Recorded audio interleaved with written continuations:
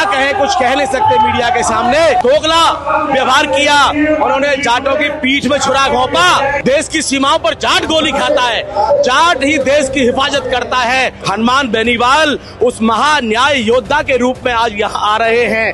जाटों को जगाने के लिए हाथ जोड़ करके निवेदन करना चाहता हूँ सुप्रीम कोर्ट, आप बताइए मुझे 3 जिले के जाटों को आरक्षण नहीं मिला।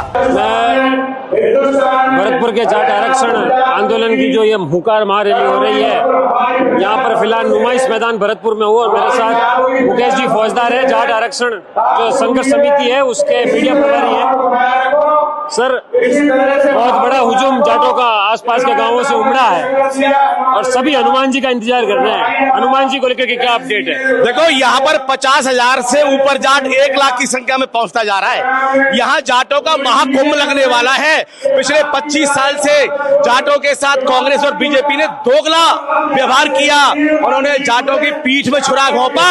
मैं कहना चाहता हूँ उत्तर भारत का, देश का सबसे बड़ा लड़ाका जाट कौम का, किसान कौम का, जो देश के लोगों का पेट पालते हैं, फसल उगाते हैं, आज जाट के बराबर मेहनत कौन करता है बताओ? देश की सीमाओं पर जाट गोली खाता है, जाट ही देश की हिफाजत करता है। और आज उस गांव कुरीब रहने वाला जिसकी स्थिति दयनीय है, वो जाट यहाँ पर आज आरक्षण मांगने आया है।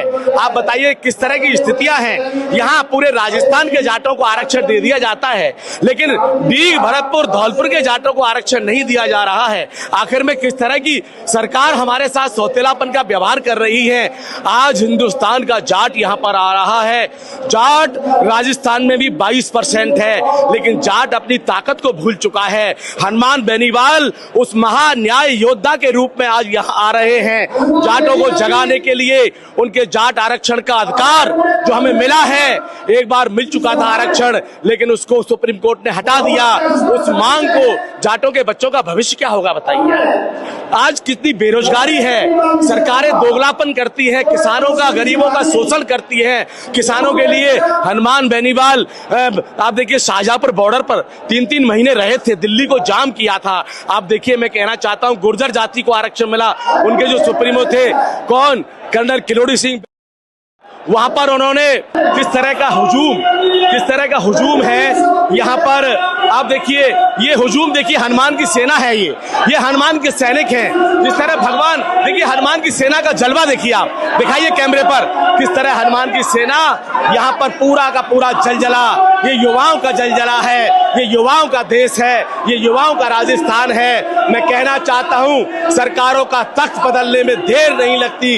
जब ये लोग, ये जनता ही चुनकर के आपको विधानसभा में भेजती है, ये जनता ही चुनकर के आपको। 1 मिनट, 2015 के अंदर जिस प्रकार से आरक्षण को सुप्रीम कोर्ट के द्वारा रद्द कर दिया गया था, उसके बाद वसुंधरा सरकार ने 2017 में जाटों को, भरतपुर और धौलपुर के जाटों को भी आरक्षण दिया।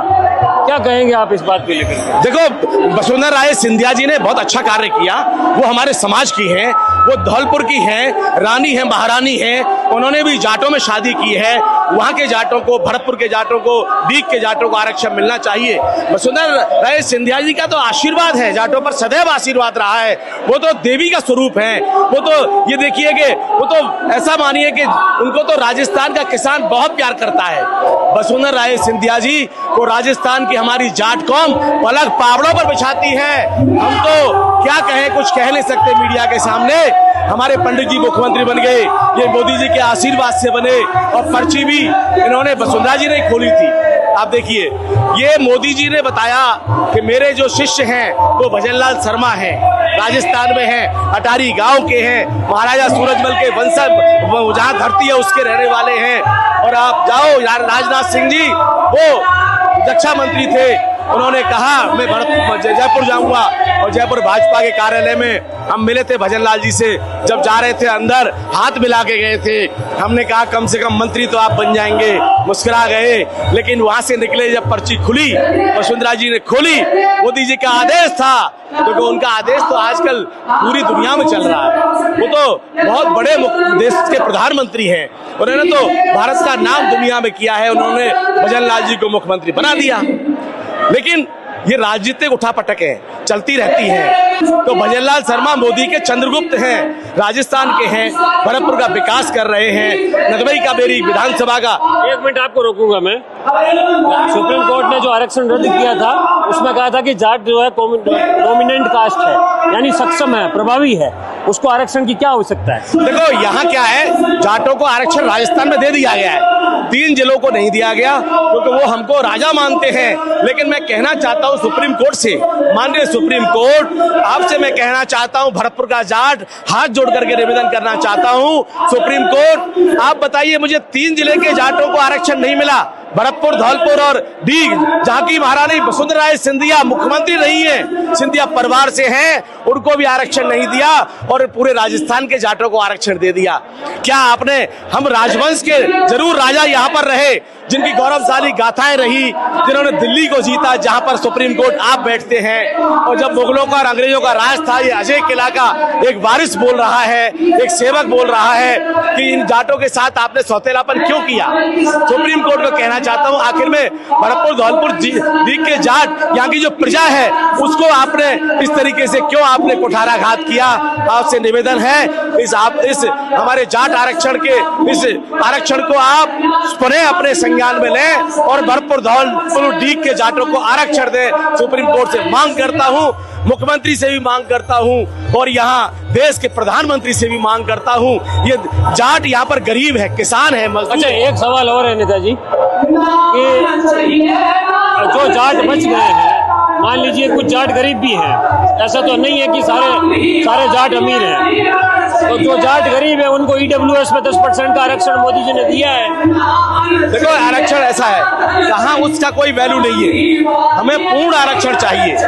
हमें जाटों की जो व्यवस्था है, जिस तरह आरक्षण में राजस्थान के जाटों से हमें अलग करना चाहते हैं क्या? सरकार फूट डालना चाहती है क्या? बताइए, 10% बता रहे EVS का, आप क्या EVS होती है? हमें तो जो आरक्षण राजस्थान के हमारे भाइयों को दिया है वही मोदी सरकार को देना पड़ेगा। ये जाट है, लेके रहता है, जिसे दिल्ली को तोड़ दिया।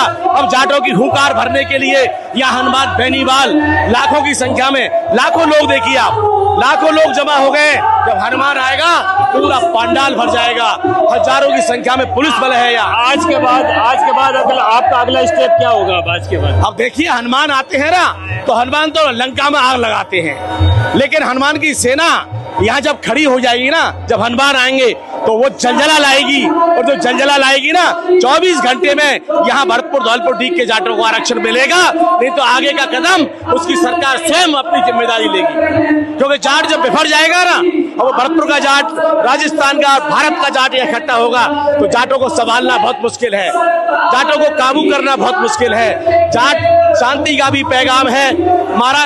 जाट जो है भगवान कृष्ण, भगवान बांके बिहारी गिरिराज जी का भक्त है जाट। गिरिराज जी ने जब बालपन में बांसुरी भी बजाई थी मालूम है, और जब जरूरत पड़ी थी ना, इस तरह का जनादेश जलजला लाके सुदर्शन चक्र से चला करके तूफान बचा दिया। वही तूफान आज मचने वाला है। अब मान लीजिए केंद्र सरकार ने आपको आरक्षण दे दिया, फिर सुप्रीम कोर्ट ने खारिज कर दिया, फिर क्या होगा?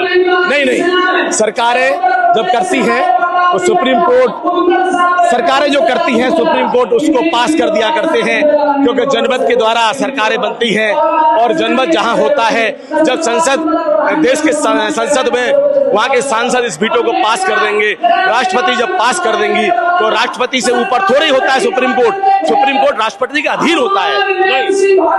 न्यायपालिका सबसे ऊपर है भारत के संविधान में। क्या? न्यायपालिका भारत के संविधान में सबसे ऊपर है, लेकिन राष्ट्रपति उनके बॉस होते हैं, सुप्रीम कोर्ट के चीफ जस्टिस उसके बॉस होते हैं। कानून व्यवस्था का तो हम पालन करते हैं, हम जाट जानते हैं, संविधान के अनुसारी काम करते हैं। यहाँ पर लाखों का रैला संविधान के लिए तो है कि संविधान ने कहा है कि अपने हकों के लिए, हुकूकों के लिए, अपने अधिकारों को अपनी अभिव्यक्ति व्यक्त करने के लिए आप आ सकते हैं, रैली कर सकते हैं, प्रदर्शन कर सकते हैं, जलजला कर सकते हैं, और हनुमान बेनीवाल आ रहे हैं। देश का सबसे बड़ा जाट लड़ाका आज यहाँ आएगा। महाराजा सूरजमल की वीर धरती झूम उठेगी और यहाँ के जाटों को आरक्षण मिलेगा।